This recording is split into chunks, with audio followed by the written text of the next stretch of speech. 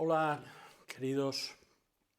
La porción que corresponde para hoy del Evangelio de Lucas, el capítulo 7, es una porción muy rica por la variación de situaciones que hay durante este capítulo. Por amor al tiempo, por causa del tiempo, no vamos a poder mirar todos y nos vamos a centrar solamente para el pensamiento de esta mañana en una de las situaciones. La primera, la de Jesús, que se conoce como Jesús sana al siervo del centurión. Dice así el texto de Lucas: cuando Jesús terminó todas sus palabras, el pueblo que le oía se fue a Cafarnaúm.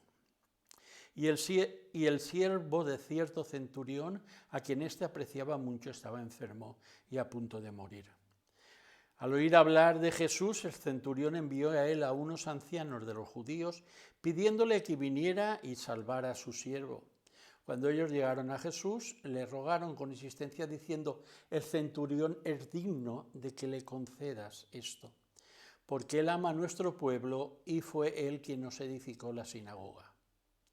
Jesús iba con ellos, pero cuando ya no estaba lejos de la casa, el centurión envió a unos amigos diciéndole: Señor, no te molestes más, porque no soy digno de que entres bajo mi techo.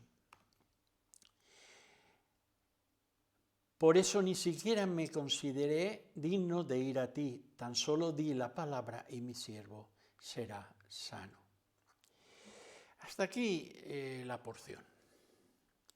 Ya digo, Jesús tiene varios encuentros durante este capítulo con 4 situaciones completamente distintas. Es decir, el centurión, con un entierro en el cual resucita al hijo de una viuda, con un encuentro con los discípulos de Juan, y un encuentro con aquella mujer que perfumó sus pies y lo limpió con sus lágrimas. Distintos completamente unos de otros, distintos. Pero en todos hay una mención. Pero vamos a centrarnos en esta mañana en el centurión y el criado. Este centurión, que no sabemos el nombre, pero se nos dice que era un centurión que tenía un buen testimonio, un soldado que tenía un buen testimonio. Era de los que en aquella época se les llamaba temerosos de Dios. Era un hombre que tenía autoridad. Y tenía autoridad no solamente de carácter militar, sino que al estar al mando de un grupo de tropas también tenía una autoridad de carácter administrativo. Normalmente los centuriones eran la élite del ejército romano. Tenía capacidad para mandar y autoridad para ejercer el mando. Económicamente estaba bien, pues había construido una sinagoga a sus expensas. Y era un hombre caritativo y humano, le preocupaba la salud de su esclavo, de su siervo, y pide ayuda. Y esa actitud era muy inusual para pedir ayuda para la vida de un esclavo, pues valía poco. Esa vida valía poco o nada. Considerábase a él mismo que no era digno de ir directamente a Jesús a pedirle la sanidad. Y los ancianos le aseguran que es un hombre digno. Y es que frente a los planteamientos humanos, la palabra de Dios nos dice en Romanos 4:5, mas al que no obra, sino cree en aquel que justifica al impío, su fe le es contada por justicia.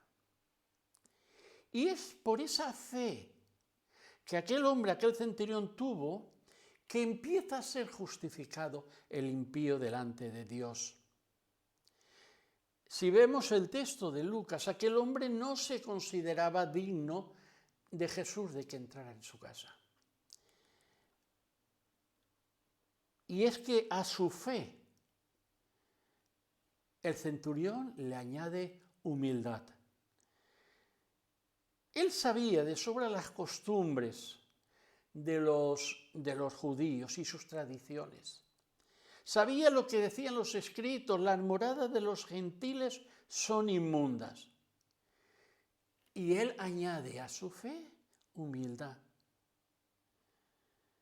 La primera lección de este pasaje es que la fe nuestra en Dios siempre debe de ir acompañada de la humildad. No es solamente decir tengo fe, sino decirlo con humildad, sabiendo hacia quién nos acercamos.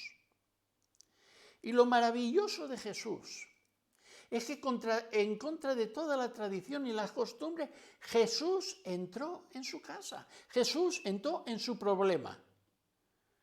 Y no fue solamente una de esas ocasiones que Jesús entra, y vemos Jesús entrando en los problemas, lo vemos después entrando en el entierro, y no predicando un sermón fúnebre, sino resucitando al Hijo. Y cuando Jesús entra, descubre algo maravilloso.